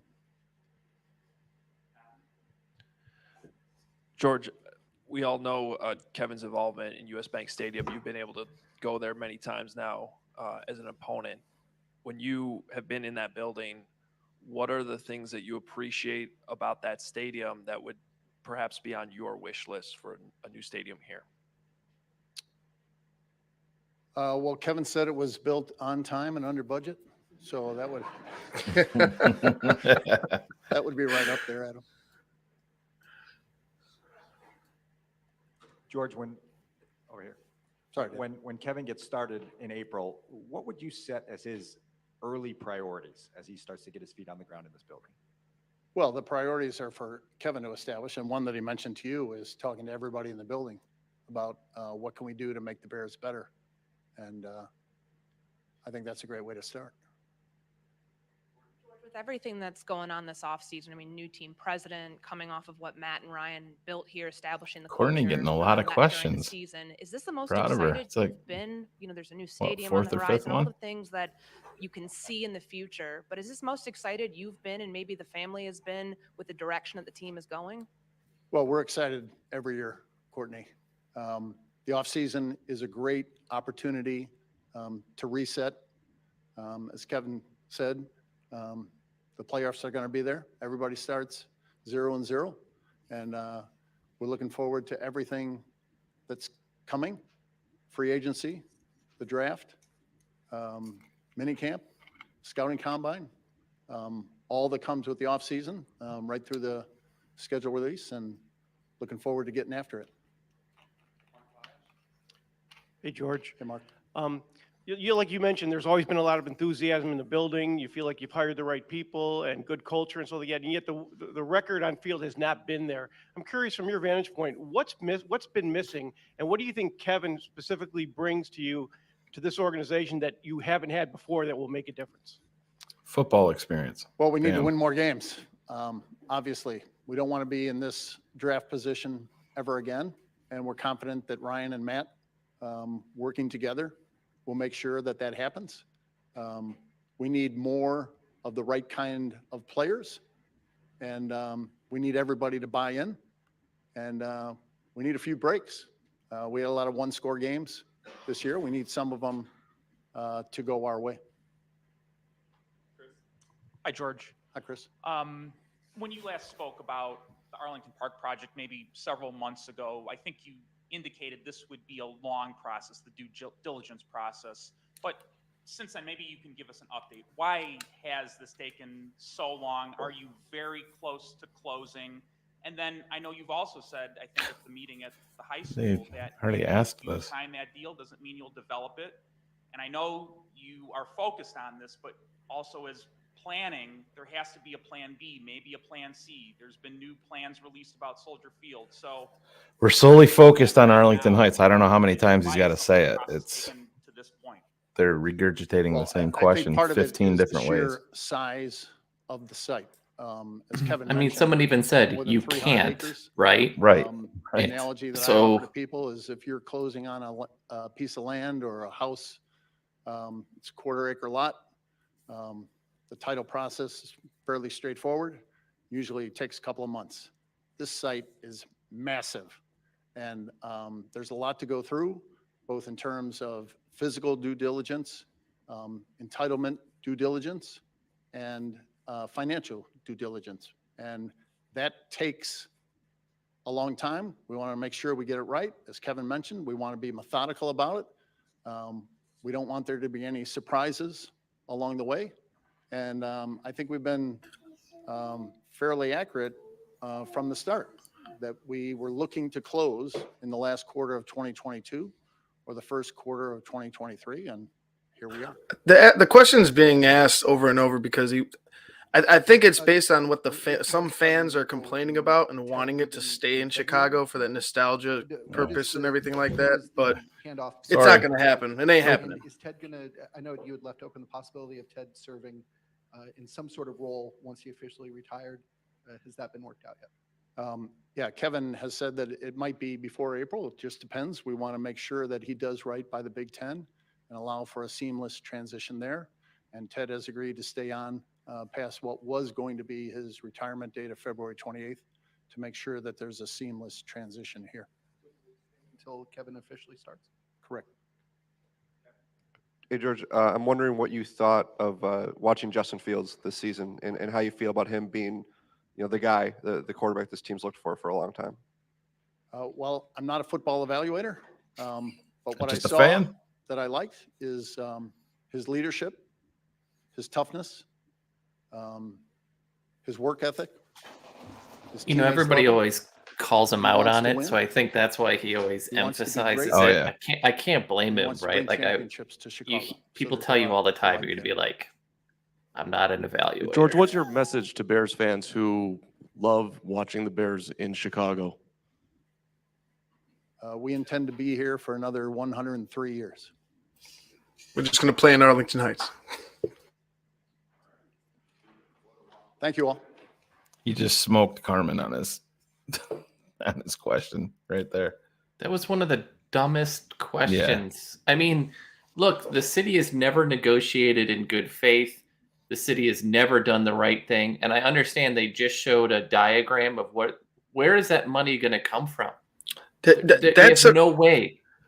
It's multiple $1 billion for that project, that video that you showed, Cars. There's no way that they could put that together. First of all, the stadium would be deconstructed. All that'll be left would be the pillars. And then you have like this transportation hub that isn't going to be, it's something that the Bears don't need to deal with if they go and move to Arlington Heights. It's Samantha. It's just them trying to, you see the fan base that are in the, in the city that, like you said, the nostalgia and all of that. Okay, great. I want a team that wins. I don't need the nostalgia of 1985 and the nostalgia of looking out in the stands and seeing the city skyline. I would much rather be in a place where they start to win, where they're a big boy franchise. You know what? Look out and see Super Bowl trophies rather than a skyline. That's way more important to me. This is a part of looking forward. And, Phil, you guys, if you're TTNL network fans, and if you're here, you obviously are, but you've heard Phil for years and say, you want a guy that it matters to him, a guy that's willing to grind. And to me, the mic drop moment was him saying, who would I walk 54 miles for? I would, for the Chicago Bears. Ted would charter a private flight. He doesn't want to put in the hard work, but that is the stuff that matters, because these little details that the Bears have seemingly overlooked, not for years, but for decades, for a half century, these little things. Imagine respecting some of your alumni that brought you success. Little things like that, the Bears have been totally dismissive of. Imagine a guy like Richard Dent being charged $8 to eat, at an event that you're having at Hallis Hall. It's just little things like that. It's those things all matter. When you hear them say a mom and pop run franchise, those are the little things that they're talking about. Exactly. It's like, I understand we can look back at 1985 and be excited and say, hey, that was our one thing, but I am so over that. And that's why everything with Kevin was so refreshing, because you can respect your past and move forward and onto bigger and better things. Is anybody going to be sick to their stomach? And you know what I say to people that, oh, I'm not going to watch the Bears anymore if they move out of the city of Chicago? Good. You ain't a fucking fan then. That's the way I look at it. And I know people can say, oh, you're from New York. You're not. I don't give a shit. And I know probably just as much, if not more, about the Bears than you do if you live in the city of Chicago. I don't give a shit.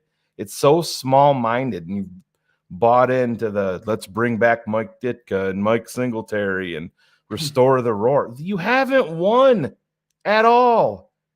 You're a joke. You're on the level of the Detroit Lions, the team that we all make fun of. That's where the Bears have been over the last, more than few years. They haven't been run well. The past since 2010, the Bears are 93-117, and the Detroit Lions are 89-119-2. So for the last 13 years, we have been on par with them as a franchise.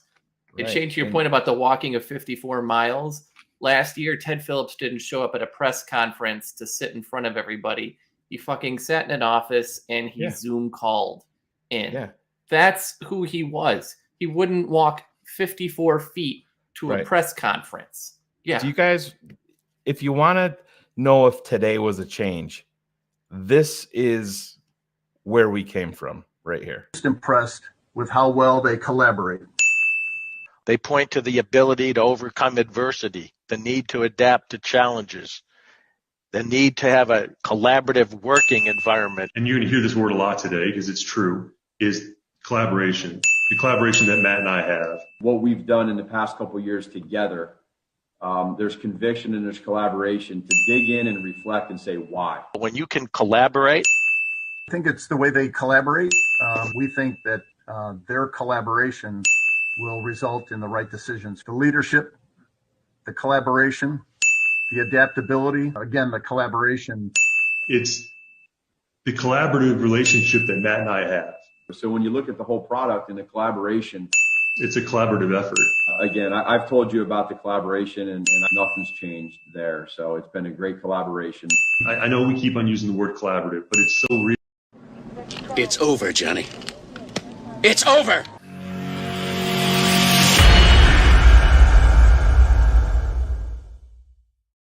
But just look how they were reading that. Script, on script. Yeah, they're little things that matter were for them to look down at the script hey, Ted, hey, Matt, hey, Ryan, hey, George, we have to, this mouth breathing moronic fan base that we have, that's what they're telling you guys by the way that they handled that.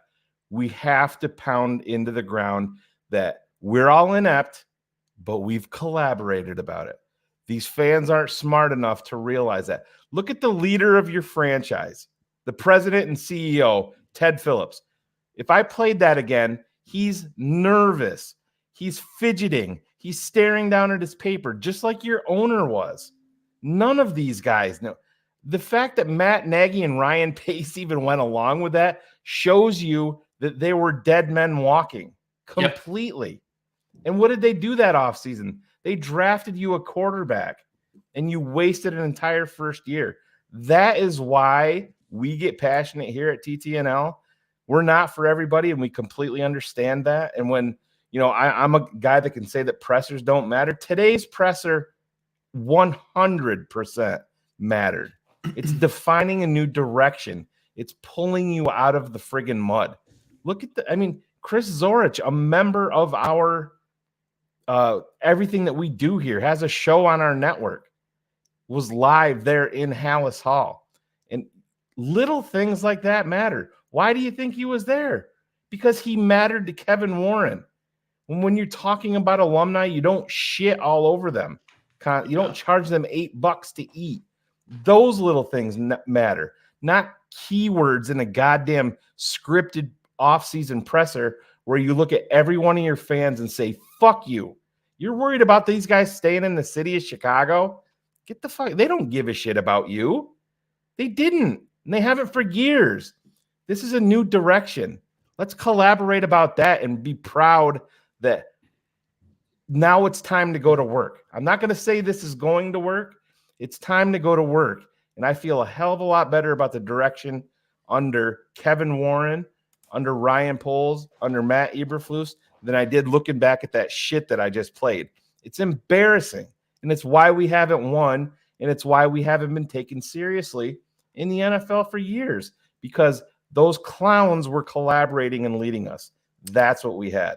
It's why we hold on to 1985. Exactly. Because it's all outside of a blip of kind of the early years of Lovey. It's really all we have. Even those best Lovey teams, we weren't going to really go anywhere because of all the mismanagement. The amount of times that we heard that they're cheap. They've never been cheap. They've just spent money stupidly and foolishly and never could get over it. They never hired the right football people. They have one of the smaller scouting staffs, right? Like one of Ryan Pohl's big thing was he had to come in and reshape the whole front office. Guess what Kevin Warren's going to do? He's going to go reshape the rest of that offense. For the first time ever, we are going to be modernized as far as a structure and as an organization. And all of these things matter. And I see a few times like people are saying, work in the city, work in the city. Guys, the city does not have the space, does not have the land, does not have the money, and doesn't have the transportation. Understanding that city fans are going to be upset. But listen, the city has been so mismanaged, so underfunded, so underrun. It's not just a Lightfoot issue. It is every predecessor going back to Daly, that they fucked this thing up. There's no other way to say this. The reason the Bears aren't playing in Chicago is because they fucked it up and they did not negotiate in good faith. Yeah, Cars is 100% correct. This is the mismanagement of the city of Chicago is a half a century in the making or more. Yeah. Yes. But just hearing the space is not there. If the space isn't there, like Carr said, the ability to go ahead and build your own is there in Arlington Heights, and they have the transportation. They're talking about the Metro being a direct line. It really gets off pretty close to the land, if I'm not mistaken. Yes, it does. But just listening to Kevin talk, outside of the stadium, because it's already a done deal in my opinion. But just listening to Kevin talking about work and talking about building this thing up and building it into a champion. I believed him. I believed him. Like I believe he's going to try to give his best he's going to try to do his best to build up his team, build up his front office, build up his GM, and do it the right way. It's weird that him and Ryan Poles kind of have that same mentality, or at least we're talking about the same type of things. Building it the right way, it's going to be a slow process, but once you lay the foundation down, everything else is going to be able to slot in. I think Kevin, he won a lot of people over. I know people got scared of the whys, but that it wasn't a Matt Nagy why. I think Kevin really won everybody over for the Chicago Matt Bears Nagy's question or his answer to the whys were me. Yeah. I'm the answer. That's the difference. I think, Cars, you brought it up. He almost kind of had to go there. I mean, I'm not going to let that, decide my thought process on Kevin Warren, but I've been highlighting some things. And Jimmy, I see your point, and you said, Shayne, I agree that you know more about the Bears than most of us, but it's us who spend thousands every year to pay and watch our Chicago football team. You'd probably be shocked about how much I have invested into this football team, covering it almost on a daily basis with TTNL Network, Jimmy. So I don't want to hear the bullshit about that, because you know what? It sounds like you're going to be driving to Arlington Heights, and guess what? You're still going to be a Bears fan. So it is what it is. That it's over in the city of Chicago. Deal with it. We're on to bigger and better. This I hate this comment, and I'm sorry to call it out. Yeah. But it's not the Ingleside Rams and Chargers. It's not the Arlington Cowboys. It is not the New Jersey Giants and the New Jersey Jets. It is not the Foxborough Patriots, right? It is not. There are so many other. It is not the Landover Redskins, right? It is this whole idea of all of this. I understand. The city is never going to have another team because it would be worse than what the White Sox get as an attendance. And I am a White Sox fan. But the Bears have such a runaway front that whoever it came here would be like the LA Chargers. Nobody would remember that they're from LA. Nobody remembers any of it. It's just not going to happen. So if you want to get upset and you want to say like Chicago needs a winner, guess what? They're building one. It just so happens to be in Arlington because the city is stupid and can't get out of its own way. And they can't afford it with all the pensions and every other issue. Ivan's 100% right. If you want a city in Chicago and you want it to be there, I hope you enjoy even higher property taxes, hotel taxes, gas taxes, soda taxes, everything else that it would cost to keep them there, because that's the only way the city can do it. 4 beers at the game when we went to that Bills game was $48. Yeah. 4 beers, $48. I mean, it's just people holding on to the past, just like 85, right? We love that. We love how they won. We love that they won a Super Bowl. We love that they were probably the greatest defense ever. But it's time to move on. It's time to move on, and Chicago didn't help that out any bit. No, when they negotiated that deal, they continued to keep all the high school games there. The Park District got to choose everything as far as turf in front of everything else. Like they didn't get all the parking revenue, everything. It is brutal. That deal is one of the worst negotiated deals I have ever seen in my entire life. The Bears wanted to do stuff with betting and gambling. The city wouldn't let them. They tried to find other ways to raise revenue, and every turn the city could say no, and they said no. So this is just not going to happen. If you look at how much it would cost to build that stadium, $2.2 billion in the city of Chicago, where are they going to play in the interim when it's completely torn down? And 2, yes, Chicago and the city's taxes are high. Hate to break it to you, they would be even higher to make that work. That's it. Yeah. I agree with everything that you just said there, Cars. And that's the thing. And what we have to do as a fan base is what I keep on repeating. And it's not just me, and I'm not trying to make fun of people, but if we want this organization to look forward, we also have to be able to accept that we have to do that as fans. Yep. We had 85. That's fine. It's fine. Let's go forward. If we have a $6 billion complex in Arlington Heights that we're just like Ivan said, you can go to Foxborough. Yes, it's a pain in the ass to get out of, but there's so so many awesome. other options that you can do there with your family. I mean, it's big boy thinking. The the restaurants and the shopping and the movies and just everything is going to be there. The sports Hotels betting that you can hotels. literally walk down. Absolutely. It's you're saying that you're spending thousands of dollars to watch the Bears in Soldier Field, and then what? Yes, I understand you're in the city, but having all of those options right there immediately outside of the stadium, it's gonna be different. It's a completely new, refreshing way for these Bears, and it seems like I said, I don't want to give them too much credit, but you have to give them enough credit that it seems like they finally figured it out, that we've taken one step forward and then 7 steps back.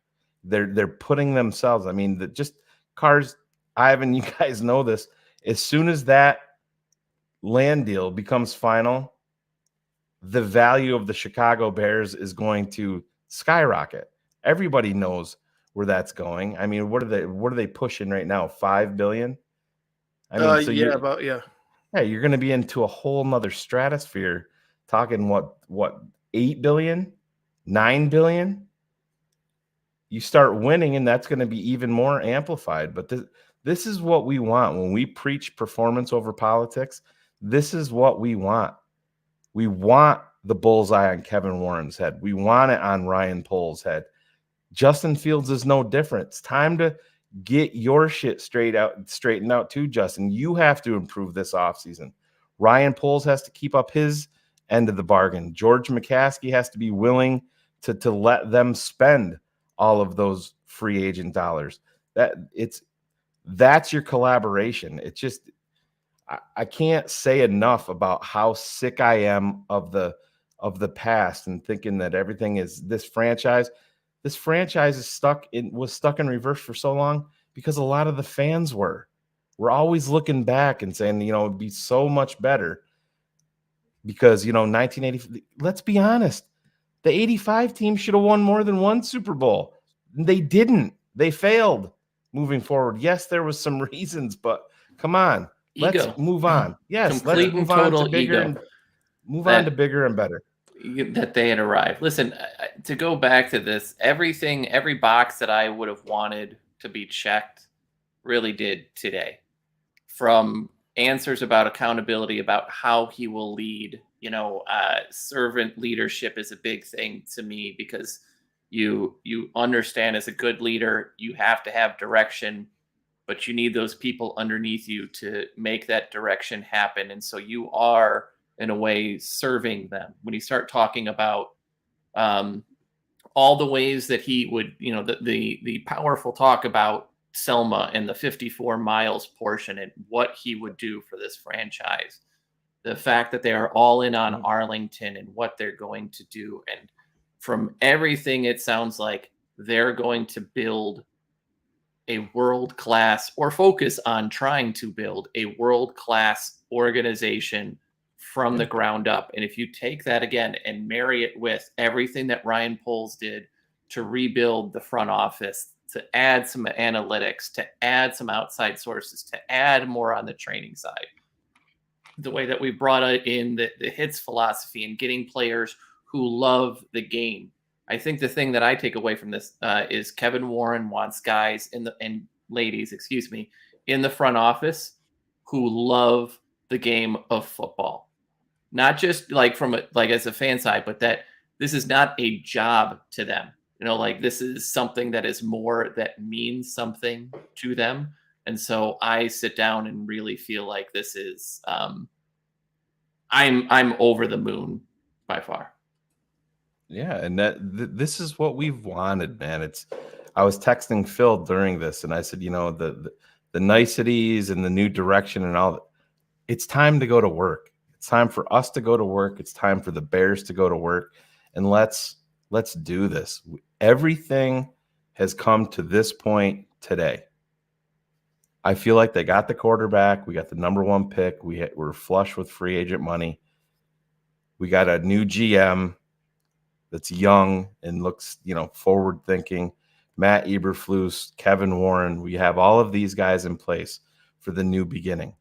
And I understand we can look back at Phil Emery and his opening presser. He talked about championships. See, little things like that I always pick out. I can't stand it when players and coaches say, what's our goal?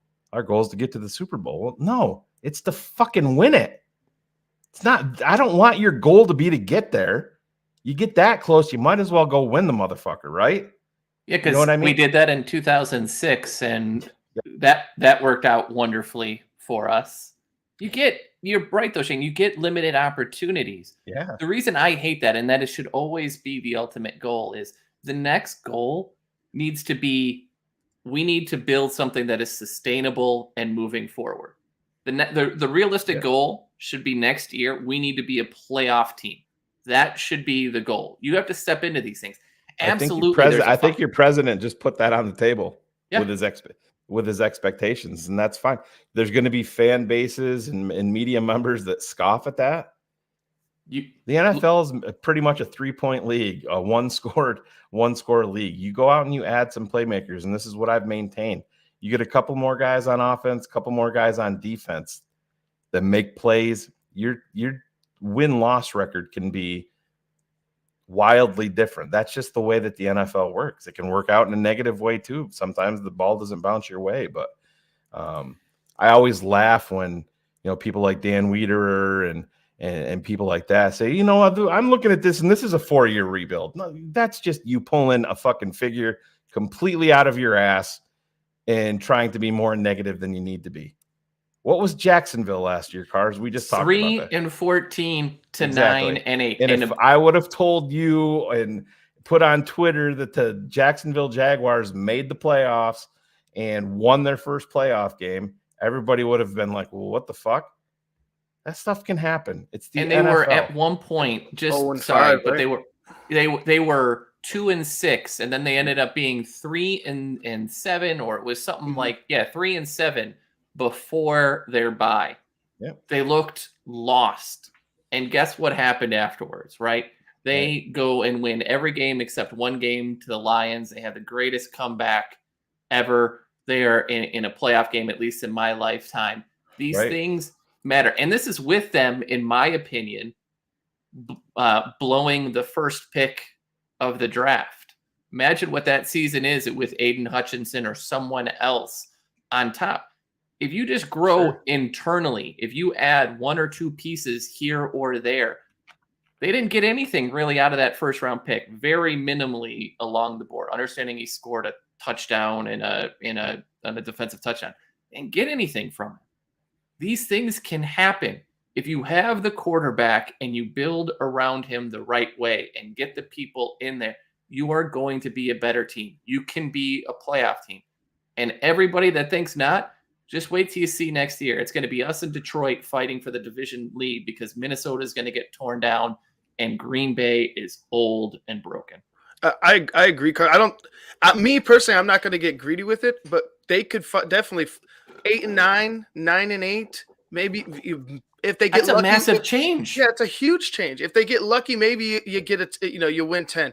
But I'm not talking about them going out and being undefeated or them winning 14 to 15 games. Like 8 wins, it would be huge. 8 wins, and you're sitting there at the end, similar to Detroit, fighting for a playoff spot. That's it. That's kind of where I see them. And think about how positive that is for Detroit, right? Yeah. Like these are what you call stepping stone seasons, right? Like you have to build towards something. When you have that immediate success, let's go back to the Nagy era, right? And you start tooting your own horn that everything's already accomplished, right? We've arrived, it's done. You're not putting the work in. You can, if you get the right amount of people, getting to 8 wins, a 5-win turnaround from season to season, 6 win is a massive improvement. But if you're doing that with young players, young guys stepping forward, that Bears team was old at the part that it started. Yep. If we do it young, all this means is maybe it is 8 wins next year. Maybe it's 7 wins. You know what, though? That year after, my opinion is that's not just playoff contending. That is Super Bowl contending if you do this the right way. Yeah, And that's where the focus is. That's the key part. And I know everybody you can get upset about the 3 wins. And if you guys disagree with me here, but if I told you back in July that, and this is my assessment on the quarterback. If I told you back in July that, hey, the Bears are going to have a losing season, it's going to be a tough one, but at the end of the year, we know we have our QB1 in place, and we also have the number 1 pick in the draft and $120+ million in free agent money to go shopping with. I think a lot of people, if you can remove the emotion from it, would be excited about all of it simply because of the quarterback. And when I say that, I'm not saying that the kid doesn't need to work. Justin Fields has a lot he needs to improve on, but he's also shown the ability to do that. He's also shown the ability to improve on the fly. Courtney Cronin put out a stat saying, that Justin Fields had more time than anybody to throw the football. And we've talked about his slow processing. She said in weeks, I don't know, what was it, 7 to wherever the Atlanta game was, he had shaved off over a second off his delivery time. So his processing was improving. Then he got injured and things started to regress in terms of that there. But this kid has shown me everything that I need to see. There's still warts there. When you're saying that you believe in the kid moving forward, it doesn't mean that his story is written. But everything on a football team is easier to fix when you have that in place. And you have that guy as a leader. He's not just a guy. He's the alpha of that entire locker room. That's for all the Bryce Young people, for all the CJ Stroud people, for all the Will Levis people, Anthony, whoever it is. You can break everything down on tape. I understand that. That's the basis of what we do here. You have no idea what Bryce Young is going to be in terms of leadership in an NFL locker room. And you can go right down every quarterback prospect. You don't know until they get there. And that's a big part of it. And if you want to talk about how important culture is, that is a big part of it. Because I think, have anybody seen anybody come out negatively about Justin Fields within this locker room? I know that there's mothers of players that are pissed off because their sons are overweight and not in shape and got reduced playing time, so they want to blame that on the quarterback. I know that we've had that issue, but other than that, I think to a man they believe in this kid moving forward. And I think if you remove him from that, it's a big time miss. Remember when he was injured and he made a big deal about getting up and practicing and playing, because as a leader, you've got to show these guys that even if you're a little dinged up or a lot dinged up, that you're still going to be there and fight with those guys. That's the sort of thing that just matters, right? He's not reading it from a book. It is who he is. It is what he is doing. I think you're right. The story isn't written, but I'm willing to bet on his leadership and his intangibles and his effort more than I'm willing to bet on anybody else coming out in this draft. It's been who he is since his rookie minicamp. If you guys could remember that, him since Ohio State. Yeah, right. Absolutely. But since he got into the NFL, there's been no fear of, I'm going to go ahead and try to establish myself. He knows it's going to take work, but he's going to go over there and be the voice, be the leader of that offense, be the leader wherever he can of this football team. And honestly, you can't measure that stuff. You can't teach a guy that stuff. And it's been born and bred in Justin Fields, and I love it. Absolutely. Yeah, because you're right. When you looked at him go to Ohio State after Georgia, they talked about how even during that quarterback competition, he took over that locker room instantly. Yep. That says a lot you know, and if you've done it time and time again, you know, we've talked it all the time. Like this is who he is. It is as natural as it can be for him, and I'm willing to bet that. Right. And this is, you know, Adeptus, I've seen this a lot too in the chat and on Twitter from people. And I agree. It's not an overall amazing free agency. I still think there's a lot more players there than people realize. But when you have the cap space, it's not just about free agency. First and foremost, it's going to be about extending your young players that you believe in moving forward. You're going to reward them. But a big part of it is being involved with teams like we saw last night with Tampa Bay. Looks like they have an impending complete rebuild coming up. So then you can assume a contract from them in terms of like a Mike Evans. We talked about DeAndre Hopkins, and it's not just there. This can be offensive linemen. This can be, you know, defenders. You trade down with the Colts, and maybe you're taking on Buckner's deal. That is the benefit. It's not just about signing unrestricted free agents. It's what Miami was able to do to pick up Tyreek Hill, right? When you get additional picks and you have the cap space. I think we talked a bit about it on Cars Keys, right? A couple years ago, the Cleveland Browns took on a $17 million contract for Brock Osweiler just to get a second round pick, right? Like, we are officially open for business. And one of the things that we really have to be aware of, there are so many teams that are so close to the cap or over the cap that don't have the space to make these moves. Like, we've talked a lot about Buffalo and how badly they are, Tennessee, which is why I think a guy like Nate Davis can be here.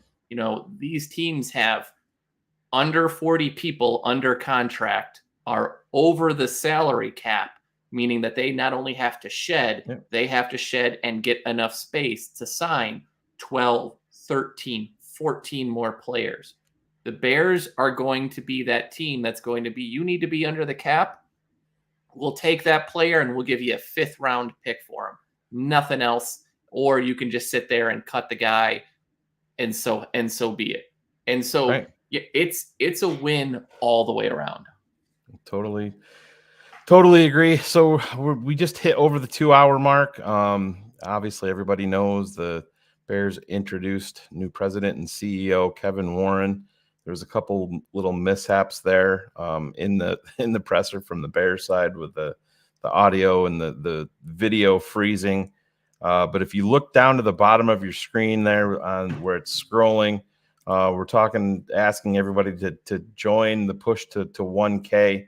And if you guys like more in-depth analysis, especially heading into this epic offseason in terms of free agency, the NFL draft, Draft Mob for TTNL patrons is going to be starting up, where you're going to see all 22 breakdowns of draft eligible players. You're going to see that live with myself, DDP, and Cars. When we talk about the defensive lineman, Chris Zorich is going to be on live with us. When we talk about some of the offensive players, Eric Kramer has agreed to come on. If you are a TTNL Network patron, you will have access to all of that.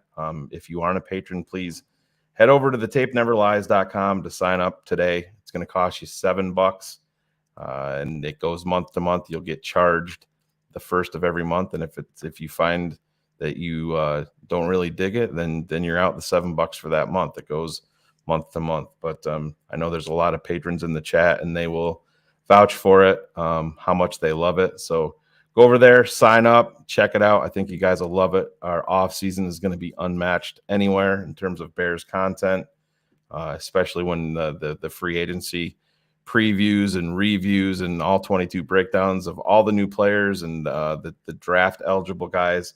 Once we start cranking them out weekly, it's going to be a ton of fun. But other than that, we have a new direction here in Chicago, and it's straight the fuck out of the city and over to Arlington Heights. And if you don't like it, you better just deal with it. I'm excited. Any parting thoughts, guys?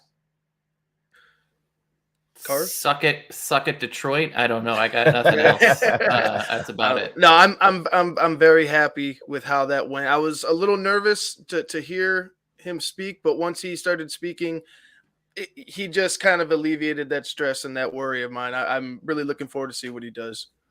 Awesome. Cars, any lasting thoughts?